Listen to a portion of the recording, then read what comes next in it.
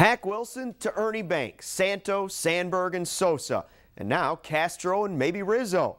Frank Marek is a lifelong Cubs fan who has seen it all, except for his team winning it all. But while that celebration remains in limbo, Frank has a Wrigley history of his own, and it's the place for his own special party. Be happy, that's all. Take things as it comes.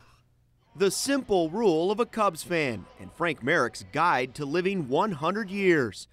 In his younger days, the LaPorte, Indiana native became a Northsider who did whatever it would take to be near the game and see the antics of his favorite player. My favorite player was Hack Wilson, because he struck out, his neck would get red hot, his neck would get red, and he'd vibrate it to the couch, to the umpire.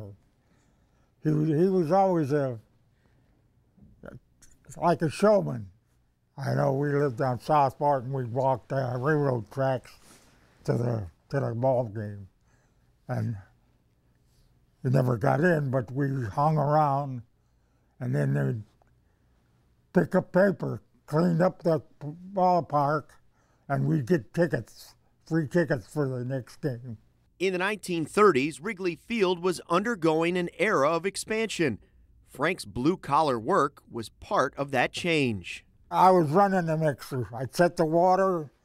I knew how much was in that hopper, mix the concrete, and then the buggies would come out, wheelbarrows and buggies.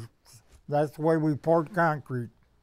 That whole box seat from right field all the way to home plate.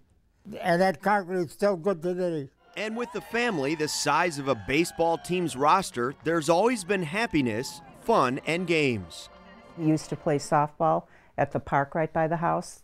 Us kids used to go there with them all the time and watch them because it was baseball. Whether it was, 14-inch or smaller, it was still baseball. Frank Marek was born 5 years after the Cubs won their last World Series. As he looks forward to birthday number 101, his belief hasn't faltered. I'm waiting. Someday, not in my life and your lifetime, maybe they will win the World Series.